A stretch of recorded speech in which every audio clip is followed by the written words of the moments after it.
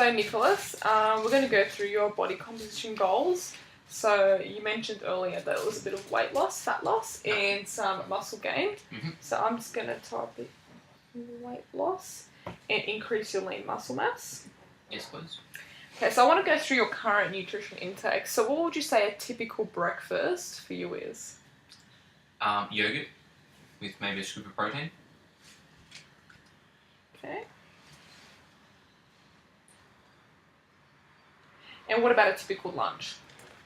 Either salad with maybe some like chicken or something in it, or like a sandwich. Also, it might be like something junky on occasion, but that's usually it's a salad or sandwich. And dinner? Like meat, some veggies, potato. Sometimes pasta, something. It varies, mixes up a lot. So, eggs. And typical snacks you might have throughout the day? Maybe a nut bar or a piece of fruit or maybe a protein bar, Quest bar, or sometimes maybe some nuts or something like that. Yep. And what would you say your water intake per day is? You can say in like glass measurements or litres or whatever you know best. Probably it'll probably be about 3 litres per day. Yep. But fluctuates. And alcohol drinks per week? None. 0. Okay. Yeah, don't really drink. Okay, I'm going to go through some of these nutritional guidelines with you. Yep. Okay, so guideline 1 is to achieve and maintain a healthy weight. You need to be physically active and choose an amount of nutritious foods and drinks to meet your energy needs. Okay. Also, you need to enjoy a wide variety of foods, and because they give you different nutrients and things like that.